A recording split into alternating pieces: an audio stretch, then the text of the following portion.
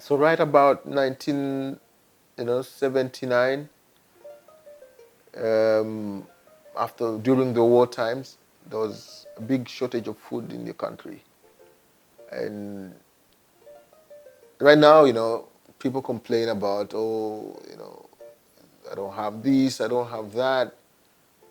And I'd be honest with you, the luxury of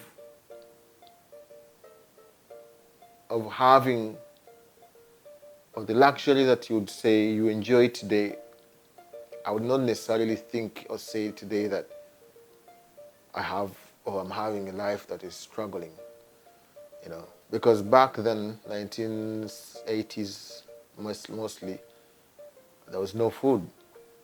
And my mother, my father, actually both working, employed people, were not able to get a salary. So what they had was in form of quotas. So they gave them beans, posho, cooking oil, sugar, soap, and salt. Basics. These things had been in the stores for a long time. They had been in the stores maybe from the year 70s during Idi Amin's time. And I remember one day my mother woke up in the middle of the night and started splitting the furniture in the house. She started off with a small stool and she couldn't stop. And the next day, yeah, she made us porridge out of the wood that has been split from the wood table. And after the porridge, she put the beans on the fire. But these beans took a whole day to cook. They were as hard as stone. But they had just been in the stores for so long that they became almost stone. So it required so much energy to cook those beans, and of which we had no other form of energy besides charcoal. And the charcoal that was there had been had run out because the rebels were still in the bush. People were not burning charcoal anymore. There was nothing coming to Kampala. Everything had been cut off. And so was it a miserable life, at that time because everybody was scared. You couldn't go anywhere. You couldn't do anything.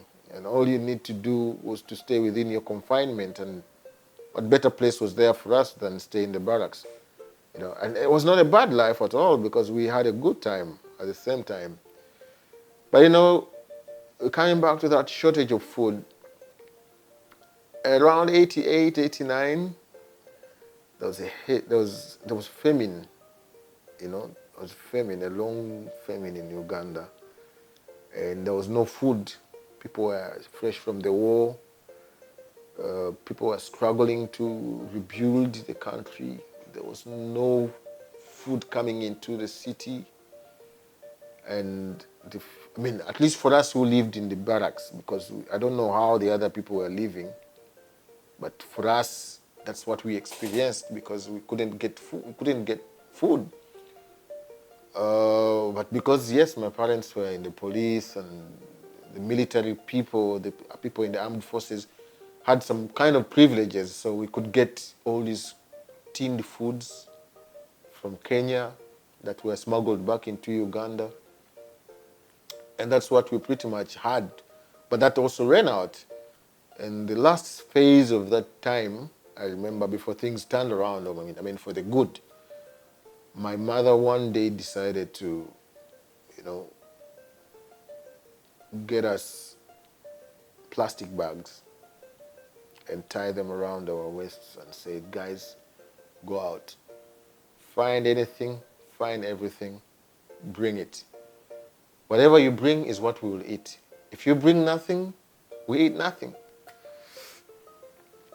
So we went out and we went savaging through all kinds of beans, because there's a few Asian communities that still lived in old Kampala, some Somalis, and of course some other rich, let's say, well-off-to-do Ugandans. So we went out and we looked through the beans. whatever you got, sometimes you got shouted at, sometimes you got beaten. People thought you were lumpens. People thought the street kids who are trying to steal or whatever. So it wasn't easy.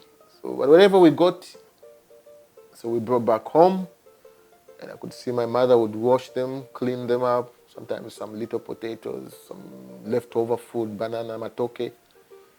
And she would clean that and cut off the peels and whatever, wash it and cook a meal for us, and that's what we ate. I will never forget that moment in my life.